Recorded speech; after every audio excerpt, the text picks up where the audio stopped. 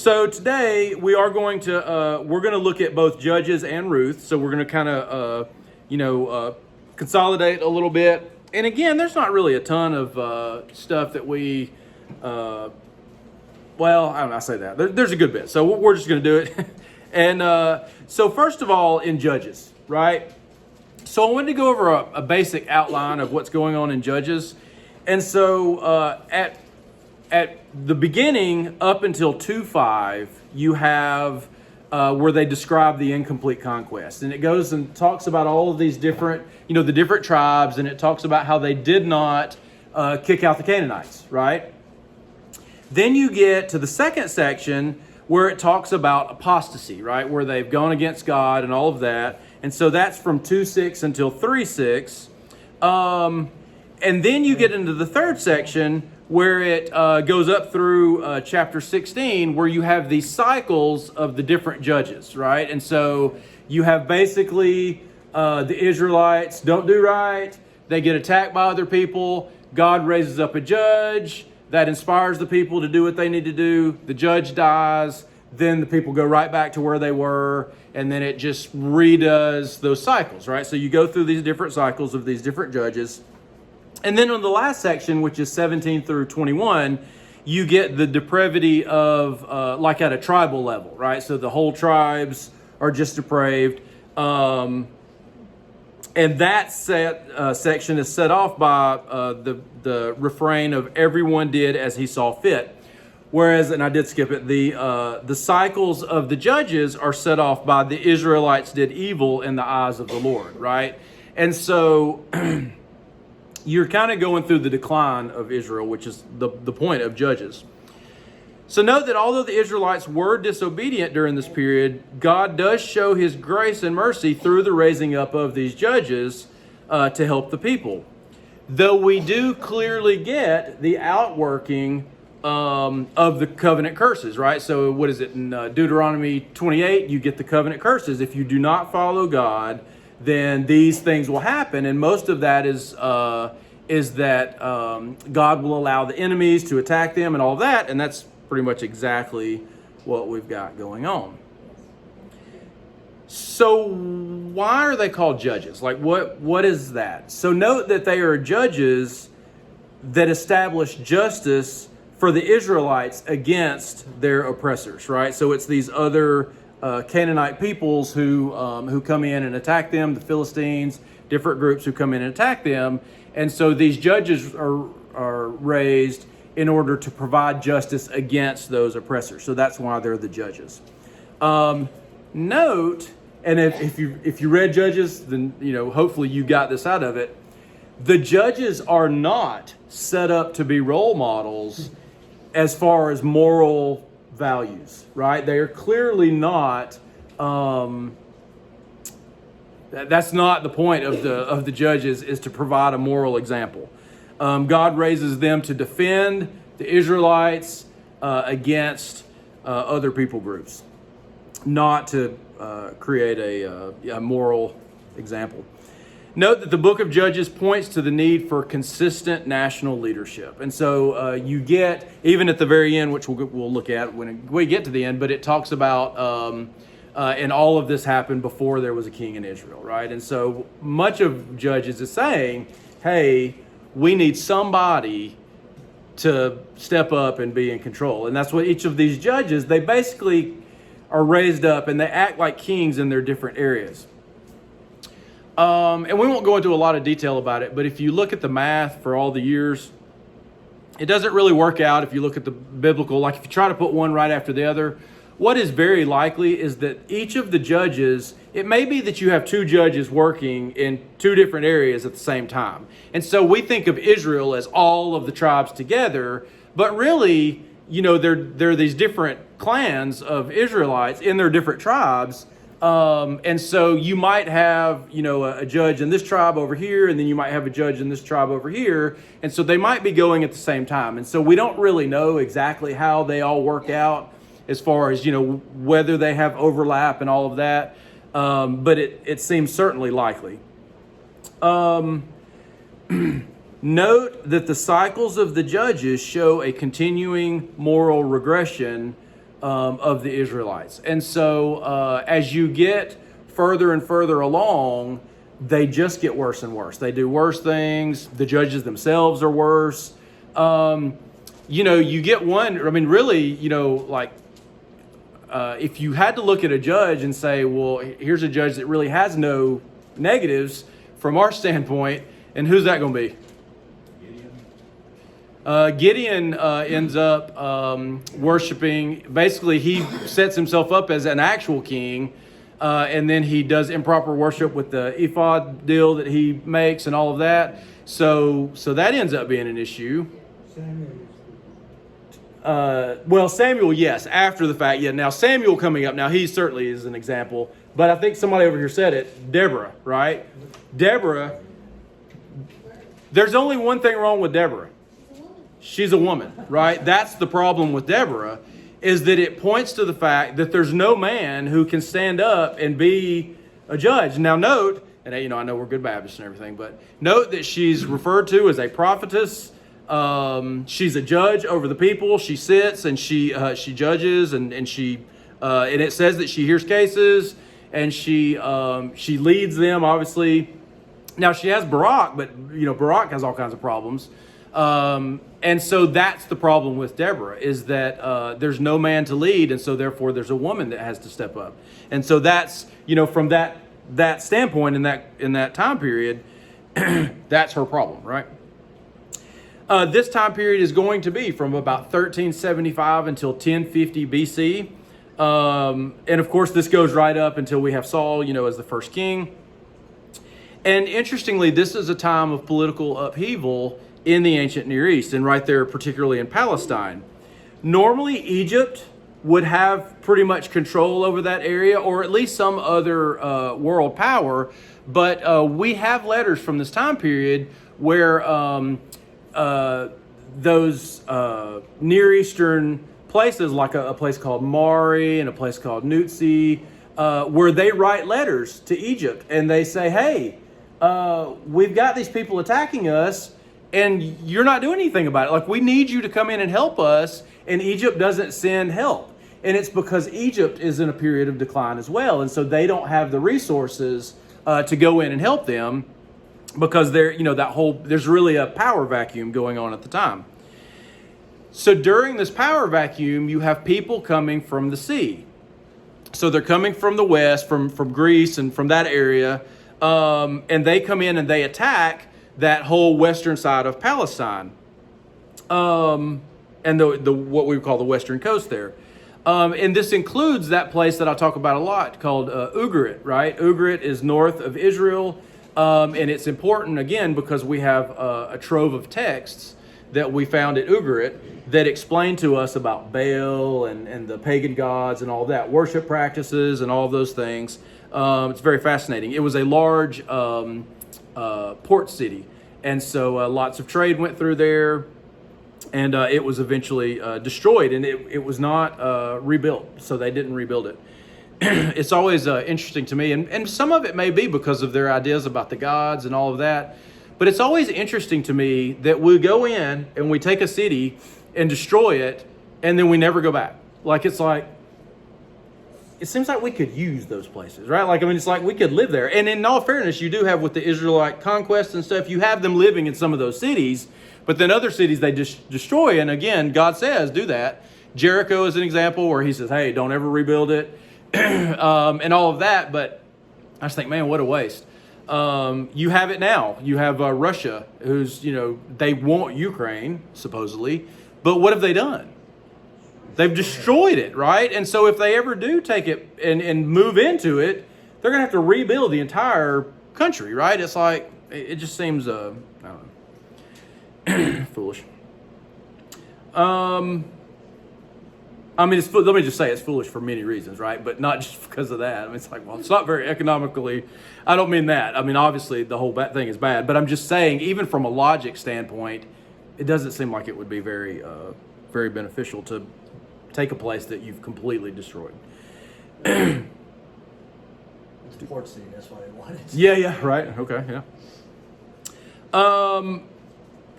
Note that the Philistines during this time, they come from, from the west, and the Philistines end up fighting Egypt. And they lose, and so Egypt drives them up into that area of Palestine. So they're basically on the western coast there at the Mediterranean. And then you have Israel and other places, right there to the east of them. So they're sandwiched there between the Jordan and the, and some over the Jordan. But basically they're sandwiched between the Mediterranean and the Jordan. And so you have the Philistines, the Israelites, and then the Jordan. And so they're in close quarters there, and they will continuously be at war against each other for a long period of time. All right, so concerning the failure to drive out the Canaanites, note that Judges 1:19 through 36 lists the failures of the tribes to drive out the Canaanites. So they end up making treaties and allowing these people to live in the land with them. And so Judges 2:1 through 5 says this. And I will be going to through these sections, and so you can follow along. Most of this should be pretty easy to follow along. I won't be skipping a ton. I'll tell you when I'm going to skip and when it's not necessary. It says at Judges 2:1 through 5, now the angel of the Lord went up from Gilgal to Bochim, and he said, I brought you up from Egypt and brought you into the land that I swore to give your fathers. I said, I will never break my covenant with you. Notice again, and this is a great example, where you have the angel of the Lord, and I told you again, we've talked about this now a million times, but the angel of the Lord is either God himself or a divine being who speaks with the authority of God. Well, note here, it says, I brought you up from Egypt, right? And there's no doubt that God, or Yahweh, brought Israel out of Egypt. And so again, it seems here that it is God. But there are other times when it's possible that it's a divine being that speaks for God. So, who knows? And you shall make no covenant with the inhabitants of this land. You shall break down their altars. But you have not obeyed my voice. What is this you have done? So now I say, I will not drive them out before you, but they shall become thorns in your sides, and their God shall be a snare to you. As soon as the angel of the Lord spoke these words to all the people of Israel, the people lifted up their voices and wept. And they called the name of the place Bochim, and they sacrificed there to the Lord. But interestingly, what does it not say that they did? They did not repent, right? And they never do. They don't repent. Throughout the Judges, the time of the Judges, it doesn't say that they repent. So then the results are described in Judges 2:10 through 15.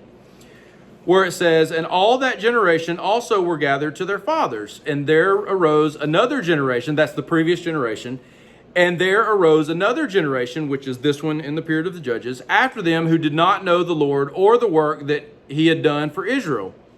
And the people of Israel did what was evil in the sight of the Lord and served the Baals, right? And so they served Baal, and the plural, being plural like that, it may be that they serve Baal in different places. But Baal is generally considered one god, but there are different places where they would say Baal at Peor and Baal at this place. And so maybe it's at the different places they serve Baal, but whatever. And again, we know about Baal because Ugarit. And they abandoned the Lord, the God of their fathers, who had brought them out of the land of Egypt. They went after other gods from among the gods of the peoples who were around them and bowed down to them, and they provoked the Lord to anger. They abandoned the Lord and served the Baals and the Ashtoreth. So the anger of the Lord was kindled against Israel, and he gave them over to plunderers, who plundered them. And he sold them, and this is what the covenant curses said was going to happen.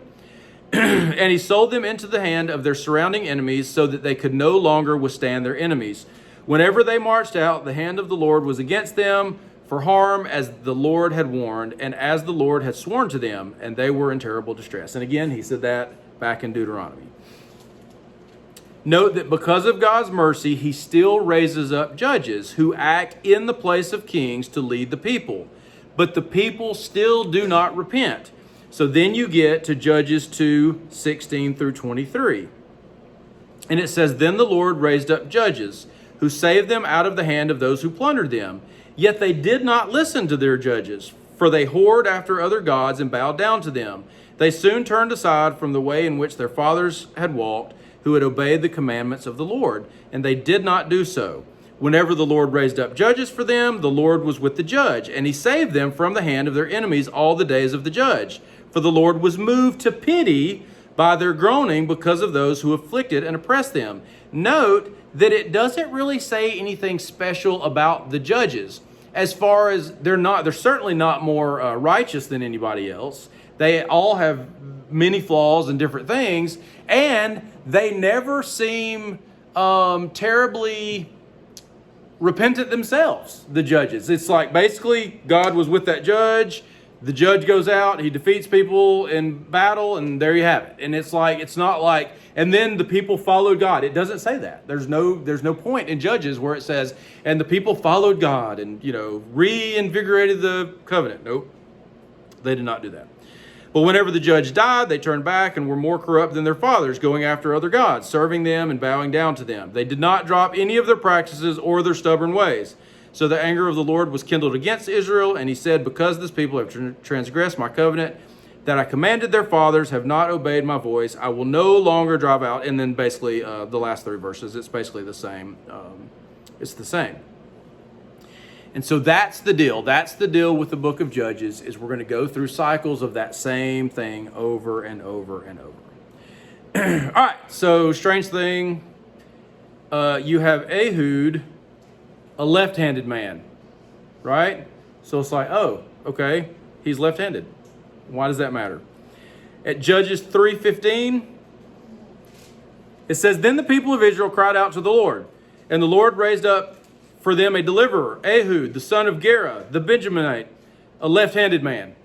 Okay, so he's left-handed. The people of Israel sent tribute by him to Eglon, the king of Moab, right? And Eglon's the person who's, against them, and he goes and he ends up stabbing him and all that good stuff. So what does that mean, left-handed? Note that Judges 20:16 says this, and you don't have to go and look. I'll read these next 2 verses. It says, among all these were 700 chosen men who were left-handed. Everyone could sling a stone at a hair and not miss. Okay, so what, left-handed people are like better? Yeah, you say so? Yeah. Well, we have to use your tools, and then we have to use it in the wrong hand. I know, right? Yeah.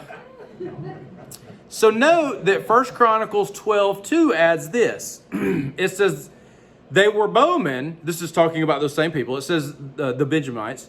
They were bowmen and could shoot arrows and sling stones with either the right or left hand. They were Benjaminites, Saul's kinsmen. Okay, so that's interesting. So that says that they're ambidextrous.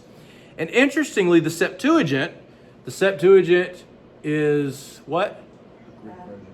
It's the Greek version of the Old Testament, right? Which is the Bible of the New Testament authors. And the Septuagint says this at Judges 3:15. So that same original passage that I read to you. It says, and the children of Israel cried out to the Lord, so he raised up for them the deliverer, Ehud, son of Gera, son of a Benjamite, an ambidextrous man. The children of Israel sent a gift by his hand to Eglon, king of Moab. So note that it adds there that he was ambidextrous. Okay, so what it seems to be is that elite fighters were trained to use both hands, just in case something happened. Like if you lost a hand or way, you could still fight with the other hand, and so that seems to be the deal. If Ehud is one of these ambidextrous, well-trained fighters, then it would have surprised King Eglon for him to draw a dagger with his left hand. It would have been a hidden thing, and it says he stabbed him, and it went all the way through to where the whole thing was in his stomach, right? Unexpected.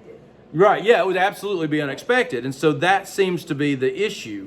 So it seems to be that he is like, we would call him like special forces, right? So he is especially well trained in the art of war, so that he has learned to use both hands, which would be a feat. We could think of it today like in terms of, let's say, baseball, right? Let's say that, because there are some advantages to a left-handed pitcher, right? And so let's say that we send you in and we say, okay, we're going to train, I'm going to train you, my son, to be like the most awesome pitcher ever. So I'm going to start you at a young age pitching both hands, right? And so that way, and I think there have been, I don't watch baseball, admittedly, but I'm fairly confident that there have been some pitchers who were ambidextrous, and so they would switch up, and then, you know, they would pitch both hands, and then that way, you know, it does create, for the batter, it creates some issues. So here, though, it's not to throw balls, it's to kill people. And apparently they're good at it. Interesting translation choice, and again, it is certainly a possible translation choice, but at 3:23, and that's right after this. Note that it says in your New Living Translation, if you have that, it says, "Then Ehud closed and locked the doors of the room." This is after he stabbed him, and escaped down the latrine. Right. So first of all, I love latrine. Right, and I'll give you 50,000 non-existent bonus points if you can think of the Val Kilmer movie that I think of when I hear the word latrine. No. It's like, I think, if I'm not mistaken, it's his first major movie, and it was called Top Secret. And it was a hilarious, goofy movie, but he goes and fights with the French, and one guy's name is Latrine. And so he ends up getting blown up, and they yell out, it's a comedy, but they're like, Latrine! And so they yell out his name, Latrine! And every time I hear the word latrine, I think of that is always in my head. And the reason that I knew what the word latrine meant originally was because of that movie. The ESV has this. It says, "Then Ehud went out into the porch and closed the doors of the roof chamber behind him and locked them." Right? So it doesn't say anything about a latrine, or, you know, that there was the privy or the water closet or anything like that, right? So how many words can we come up with for bathroom, right? The facilities. Yeah, the head, right? Yeah. And so good military man there. And so note, why is that? It's because the word is uncertain, right? The word that is translated there is uncertain. We don't know exactly what it means, and so therefore they kind of guesstimate what it could mean, right? So if it jumped out at you, it jumped out at me, latrine. I was like, latrine? That's weird. And so I looked it up and in the ESV, and I was like, well, there's got to be an issue, right? When you look at two different translations and they're so different, not that it changes, you know, any major meaning or anything, but you clearly, like, one says that he's in the bathroom and the other doesn't say anything like that, then that should tell you automatically there's probably a translation issue, and then there's probably a footnote that tells you or bathroom or whatever, you know, whatever. What is up with those who drink like animals in Judges 7, 5 through 6, right? So at Judges 7, 5 through 6, this is where Gideon, he has what? He starts out with like 25,000 soldiers, and then 32 first? Right. And then it goes down to 25,000, and then God's like, you know what? That's still too many. I'm going to have to knock this down a little bit. And he ends up with 300 people left. And the point there is that God is saying, look, I'm going to make sure that when you win this battle, there's no question as to the fact that God helps you win this battle. Like, nobody's going to be able to say, you know, that you know, you overwhelmed them with great force. So at Judges 7, 5 through 6, he's gotten it down to, I think it goes down to 25,000, and then I think it goes from there to like 300 or whatever it is. But it goes down, it gets to 300 eventually. And it says, "So he brought the people down to the water, and the Lord said to Gideon, 'Everyone who laps the water with his tongue as a dog laps, you shall set by himself. Likewise, everyone who kneels down to drink.'" Okay? "And the number of those who lapped, putting their hands to their mouths, was 300 men. But all the rest of the people knelt down to drink water." Okay? So now again, this is one of those situations where the meaning is unclear. Like, why? What does this have to do with anything? Some commentators will simply say it doesn't matter. Like, there's no reason. It's just a way for God to just whittle down the numbers, right? However, there are some commentators who will argue that those who knelt down are kneeling down in order to stay alert from fear of attack from the rear. So they're like being very careful. So they kneel down and they're concerned that they may be attacked. Whereas those who lapped up the water like a dog, they just go down and get their face in the water, and they're just, because they don't care. They're just like, hey, I'm not afraid, like, whatever. So basically he ends up getting the real grunts, who are just going to go into war, and they don't, they just really have no care. And so it may be that. But ultimately, we don't know. There's no place somewhere else where it explains why, cupping your hands or kneeling or putting your face to the water like a dog, whatever. There's no place that it explains that, but those are the two prevalent views. Is that one is that it associates the people who are like animals, they fight like animals as well, like in a good way, right? And then the other people, they're scared. It shows fear. So it's possible.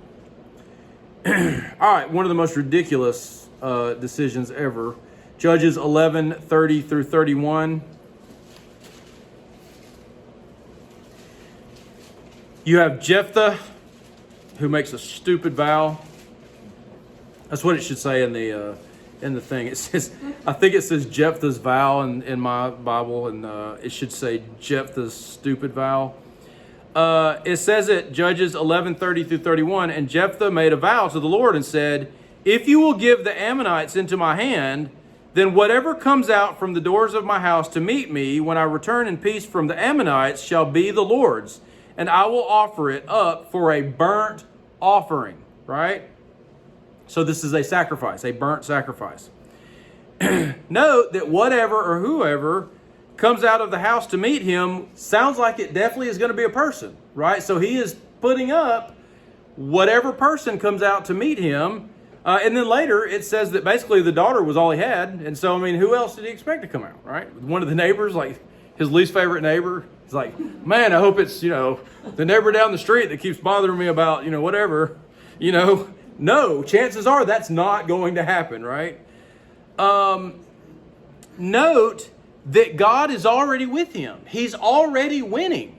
And so then he makes a foolish vow. God didn't ask him to make a vow, right? This is an attempt to manipulate God, right? And so, when I was a little kid, I used to, now again, I have OCD, and I know we all joke around about it, but like I have a doctor's excuse.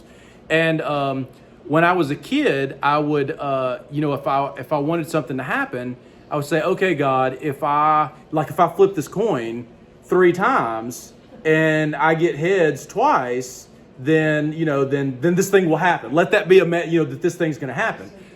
Well, right, and that's basically, but it's a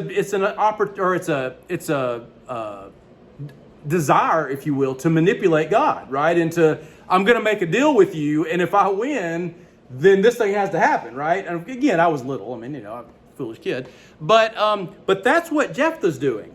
He's winning already, and he says, "Listen, I'm going to make this real big vow so that you will continue doing what I'm wanting you to do," right? Well, God doesn't work that way. That's the way we work with the pagan gods.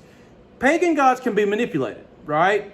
Yahweh cannot be manipulated. He doesn't need anything from you, and you can't manipulate him and have him, do your bidding for you, right? You're not going to trick him into doing something that he's not already planned. It just doesn't work that way. Note that whereas you get responses for Gideon, somebody had mentioned Gideon earlier, right? And he's one of the earlier judges, and so he's decent. And note that Gideon does. He wants to test God, right? Because he's so insecure, he's like, I don't know. And he has it's really kind of a funny deal where he has the wool or whatever, and he wants it. If I wake up in the morning and it's wet on the ground, but it's dry on the wool, then I'll know that this is right. And then the next day he's like, I don't know, maybe that was just an accident. So let's do one more time and we'll do the opposite. So then I'll know for sure that this is really you, and I'm not just hearing voices, or, I don't need to go see a psychiatrist or whatever, really. And probably sometimes today people should do that more often. Want to see a psychiatrist? Yeah. I'm saying they should test God. When they hear from God, they should probably be like, you know what, God, like, could you, could we run some tests first? And, maybe. Because a lot of people hear a lot of messages from God, and I'm like, okay. Yeah. God told me, and I'm like, I don't know. Doesn't sound like it. That sounds kind of crazy. He never gets a response from God. God never says, yeah, okay, or here, we'll do this, or whatever. Yeah, that's a good vow, or, I accept your proposal. Or he doesn't say anything. There's no answer from God, which tells you this was not smart. Like, you didn't do anything. You were already winning. The passage does state that the Spirit of God was on him before the vow, right? So that's relating to his military victories and the fact that God had already set him up to win victories, right? The vow has nothing to do with it. Note, interestingly and ironically, that he is fighting the Ammonites who sacrificed their children to their gods. And yet, he makes a stupid vow to sacrifice, ultimately, his daughter to his God. And his God doesn't desire sacrifices, which shows you how ignorant he is of Yahweh and Yahweh's wishes and the covenant, right? He obviously doesn't know anything about the covenant. It's like people today, you get people that, talk about the Bible, all these different things. Like I had a professor one time, and let me just say, I loved him in college. When I was in college, it was I took him in several classes, Shakespeare class, and I took him in a world literature class. Loved him in literature classes. And let me just say, too, as a good professor, I never knew his political beliefs. I assumed he was liberal, but I didn't know. And I didn't know his religious beliefs. He would always say he was a good Presbyterian. Kind of seemed like a joke, but he would just say it, and so you don't know what his religious beliefs are because he didn't say it. But later on down the road, when I was, an adult, we got friends on Facebook, and I was like, oh, hey, he has, some different beliefs than I have. And one of the things that he had said was that, it was a post, like a meme or whatever. And it said, well, if you want to follow the Bible, then it teaches that you can, that polygamy is okay and you could have multiple wives. Well, that shows ignorance of the Bible because, yes, there's clearly polygamy in the Bible, but it never works out right. And it never says this is what you should be doing. It's always a bad thing. It always works out badly for everyone who has multiple wives. And so it's like, okay, well, you're not reading the Bible. So a lot of times you get people who, and listen, let me say, you get people on both sides that both defend and are against the Bible who don't really know what's in there, right? And so he clearly doesn't know what God wants or what he desires, and he's conflating Yahweh with these other pagan gods. The Levite and his concubine at Judges 19. Woo. All right. Hospitality. Let me just say, in the ancient world, hospitality was a major deal. I think we've talked about this in the past. We probably talked about it in the somewhat parallel story where you get Lot and Sodom and Gomorrah.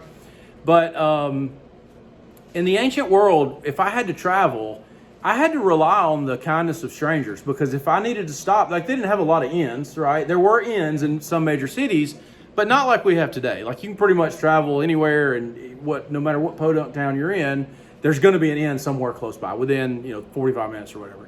And so they didn't have that. And so you would just show up at somebody's house and you'd be like, hey, I need a place to stay. They would be required to take you in. They would fix you a meal and all of that stuff. And the reason that is because I might have to travel. Like I'm going to take this guy in because I might be traveling one day, and we need an understanding in culture that we're going to rely on that I can stay at your place, you can stay at my place. We're going to be kind and hospitable to strangers. This shows inhospitable behavior, if you will, at its worst, right?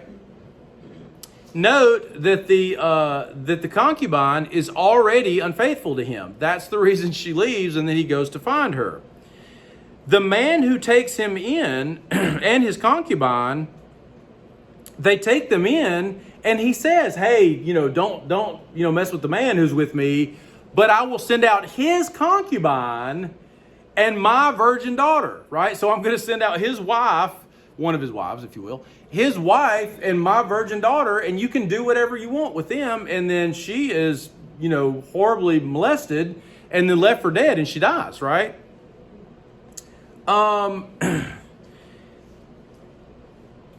As if that's not enough, he is mad, and he takes her, right?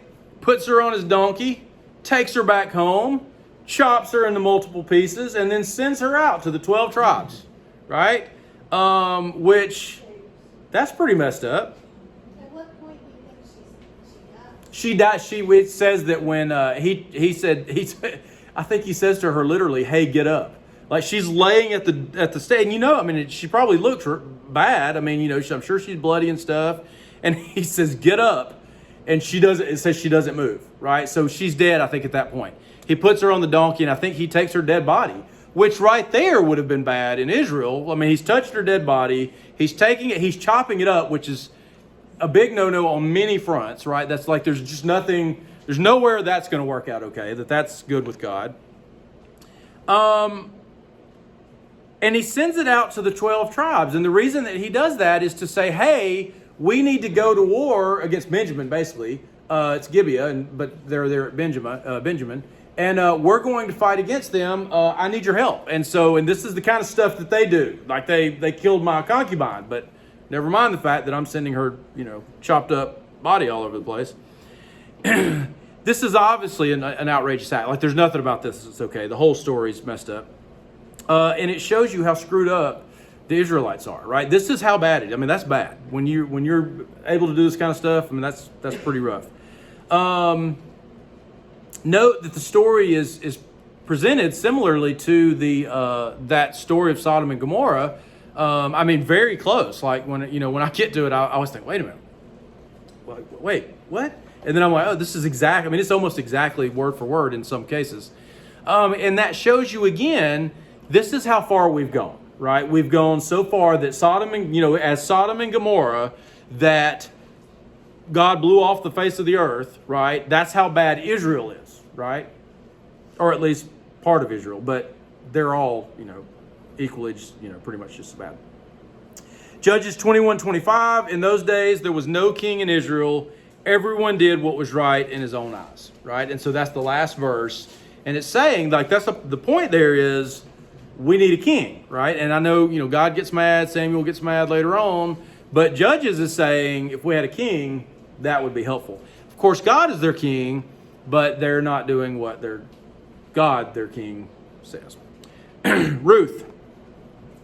Note that the story of Ruth shows a faithful family living during the time of the Judges, right? So Ruth is set at this same time period that we've just been discussing that's so screwed up. But we do still have families that are normal, right? And it also shows the divine hand in the lineage of David, because this is David's family. And it explains his foreign ancestry. And so it has multiple parts to it. Ruth is important for multiple reasons. Note that Ruth is a story that would have been passed down during the time of David as well. Like people would have known the story. And so it would have done all of those things. Note that Ruth is a Moabitess, right? And Moabitesses, or Moabites in general, are bad. In general, in Israel, note that Numbers 25:1-5 says, while Israel lived in Shittim, the people began to whore with the daughters of Moab. These invited the people to the sacrifices of their gods, and the people ate and bowed down to their gods. So Israel yoked himself to Baal of Peor, right, which I mentioned earlier. And the anger of the Lord was kindled against Israel. And the Lord said to Moses, take all the chiefs of the people and hang them in the sun before the Lord, that the fierce anger of the Lord may turn away from Israel. And Moses said to the judges of Israel, each of you kill those of his men who have yoked themselves to Baal of Peor. And Deuteronomy 23:3 says, no Ammonite or Moabite may enter the assembly of the Lord. Even to the 10th generation, none of them may enter the assembly of the Lord forever. But note that Ruth has a spotless reputation, right? And so again, you have a little bit of that, when I told you that, again, the Old Testament law is set up as an example, and it's not necessarily always meant to be followed letter to letter. It's to provide the types of good judgments and the types of behaviors that are expected. But in the case of Ruth, she's not a snare like these other Moabites. And so she's okay because she is a righteous person. Now the Moabites were a descendant of Lot's daughter who had incest with his father. That is correct. Yes, absolutely, yes. Note that the story centers around the idea of Levirate marriage and kinsman redemption, which we've talked about in the past, but it is at Deuteronomy 25, 5 through 10.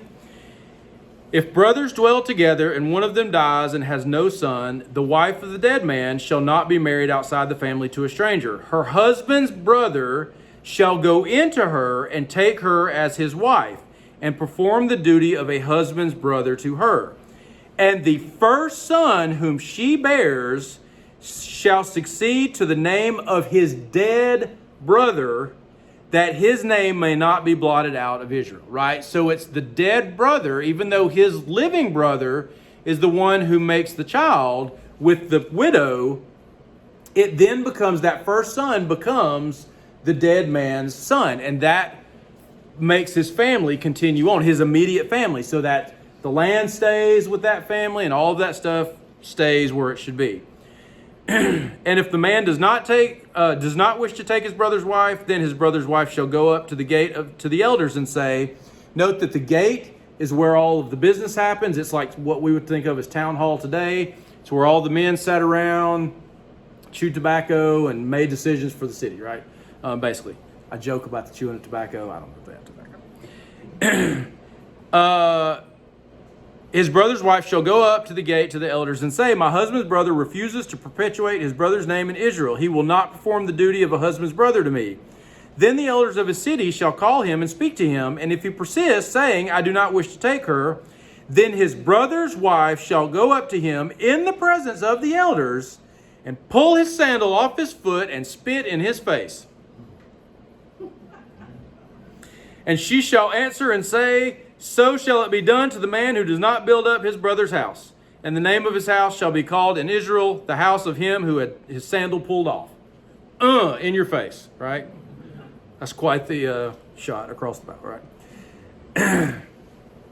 Note that Levirate marriage ensured that family land stayed within the family, and it ensured that the widow had a son to take care of her in her old age, right? So that's two of the major points of it.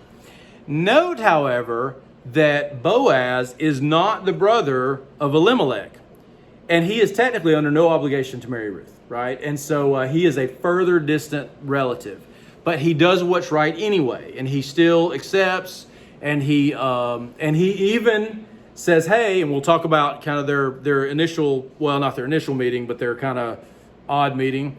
And he even goes and he says, but there is a nearer relative that may want to marry you, right? And so he goes and he tries to do that. So he does right by her all the way around, and he tries to do right by the family and everybody else. So again, Boaz, he's a good guy. So now, you will hear said, and I'm not, just for the record, this is not a loaded question, because I will say that it could be. So this is not a, but I'm going to tell you that that's not true. It's possible that it is true, right? Some will say that Naomi sends Ruth to seduce Boaz. And so if we look at Ruth 3, 1 through 10, it says, then Naomi, her mother-in-law, said to her, my daughter, should I not seek rest for you, that it may be well with you? Is not Boaz our relative, with whose young women you were? See, he is winnowing barley tonight at the threshing floor. All right, the threshing floor is a place where they put the stalks and everything, and they either beat it out or they get all the grain out of it, is what they do. And it sounds like a place where basically the men would hang out there and they would do all that stuff. And there is, we'll talk about that later. But wash therefore and anoint yourself and put on your cloak and go down to the threshing floor, but do not make yourself known to the man until he has finished eating and drinking. But when he lies down, observe the place where he lies, then go and uncover his feet and lie down, and he will tell you what to do. And she replied, all that you say I will do. So she went down to the threshing floor and did just as her mother-in-law had commanded her. And when Boaz had eaten and drunk, and his heart was merry, he went to lie down at the end of the heap of grain. Then she came softly and uncovered his feet and lay down. At midnight the man was startled and turned over, and behold, a woman lay at his feet. He said, who are you? And she answered, I am Ruth, your servant. Spread your wings over your servant, for you are a redeemer. And he said, may you be blessed by the Lord, my daughter. You have made this last kindness coming to him greater than the first, in that you have not gone after young men whether poor or rich. So her first kindness is her treatment of her mother-in-law, and this new kindness is that he's come to him instead of going to some of the younger men. Note again that as we've said in the past, so why do they say that? Why do they say that this has something sexual? It clearly says that it's his feet, right? Well, maybe not. Because feet is clearly in some instances, but not necessarily here, it is a euphemism for genitalia, both male and female, just for the record. Isaiah 7:20 says, "In that day the Lord will shave with a razor that is hired beyond the river with the king of Assyria, the head and the hair of the feet, and it will sweep away the beard also." So note that the point there is that everything is shaved, which would be degrade the person, right? It would be bad for the king to be fully shaven. And when it's talking about the feet there, it's not talking about the feet, right? They're not shaving the hair on his feet, okay? So I won't go any further on that. Exodus 4:25, which we already discussed in the past. Then Zipporah took a flint and cut off her son's foreskin and touched Moses' feet with it and said, "Surely you are a bridegroom of blood to me." And we talked about then, because of the sign of circumcision, it doesn't make sense that she would touch his feet. It's very possible that it's following this euphemism and referring to his private parts himself. Because again, it has to do with his offspring and all of that stuff. Ezekiel 16:25 says, "At the head of every street you built your lofty place and made your beauty an abomination, offering yourself to any passerby and multiplying your whoring." Here, the translation of offering yourself is from the Hebrew that literally means opening your feet. And so there it's talking about a woman, right? It's talking about a female, and it literally says opening your feet. And so again, that is a euphemism for sexual, behavior. In both Judges 3:24, where it says, "When he had gone, the servants came, and when they saw that the doors of the roof chamber were locked, they thought, 'Surely he is relieving himself in the closet of the cool chamber.'" And then in 1 Samuel 24:3, it says, "And he came," in a different place. This is Saul that it's talking about here. It is Saul. It's Saul. "And he came to the sheepfolds by the way where there was a cave, and Saul went in to relieve himself. Now David and his men were sitting in the innermost parts of the cave." Note that the Hebrew behind relieving himself is literally cover the feet, right? So again, this is a euphemism for urinating. Hosea also associates the threshing floors as a place where men gathered and prostitutes would be drawn to them. So at Hosea 9:1, it says, "Rejoice not, O Israel, exult not like the peoples, for you have played the whore, forsaking your God. You have loved a prostitute's wages on all threshing floors." Right? So note that these would have been cult prostitutes, okay? So this all seems shocking, right? If we were to go with that interpretation, which we certainly do not have to. But note that Tamar seduces Judah for the exact same reason, because she needs a kinsman redeemer. He refuses to give his children, so she dresses like a temple prostitute. He comes in, says, "Hey, okay, I'll pay you," and they do the deed, and then boom, she ends up pregnant. So you have a very similar story, right? So again, the only reason that I'm going through all of that is to show you that there is some real question as to what's going on. Now listen, the way it's presented regardless does not take away from Ruth at all, right? At no point does it take away from her righteousness or anything like that. It seems that she makes herself available. He shows that he's available, but then he says, let's make sure that the other kinsman doesn't want to take you first. However, does that mean that she definitely seduces him? No. We don't know for sure, right? It could be something else. Now, we don't have a precursor for her laying at his feet and exactly what that would mean, but that's okay. It doesn't mean that she didn't literally lay at his feet, right? But if you ever hear that, that's the reason, because there are many places in the Old Testament where the phrasing that has to do with feet obviously doesn't have to do with feet. It's a euphemism for both female and male genitalia. And so again, that's the reason. Does that mean that that's what's happening? No, not necessarily. But when you read it in your study Bible and it said it could be that, you don't have to go, oh my gosh, they're trying to corrupt the word of God. I mean, it's possible. And again, it happens in other places, particularly with Tamar. It's almost the exact same situation. It's possible, but in the context of this particular book, it's more likely it's as a submissive move to an older man for the eventual courtship. Yes, I mean, yeah. Well, and I don't mean to, but either way, I guess it could be. I mean, and it could be something that we don't. I mean, obviously in our culture, that would be, we'd be like, what in the world? But I mean, again. All right. So I just want to go. Like I said, that doesn't mean that that's what's going on, but it is possible, and that's even then. That's the reason that people will make that argument, right? Or that you'll hear it, and so it's not like just something you say, oh, that's just nonsense. It may not be. I mean, it's a possibility. Again, the point of the story of Ruth is that there were good, godly people and families living during the time of the judges, even though things seemed really bad. I mean, things were really bad. It's like today where we see all the extremists on both sides on TV. We see it on the news. We see crazy people all over the place. And it makes us feel as though there aren't any normal people left, right? You're looking at the news and you're like our politicians on both sides. And you're like, what is wrong with these people? Like, these people do not act like adults, like they're like children. We're not alone, right? That is a vocal minority on both sides that act crazy. The problem is that we have the vast majority of normal people, right, who just don't speak up. And they just go about their lives. And I'm not saying that we need to, rise up against the government. I'm not saying anything crazy like that. I'm just saying that we don't hear the normal people that are just living their lives, worshiping or, whatever they do. We don't hear that. We only hear about the extremes because that's what's interesting on the news, right? And so that's the deal. And that's what was going on in this day, is it shows that good, godly people still lived during the time of the judges. And again, these people are in the line of David. And so it turns out that it works out.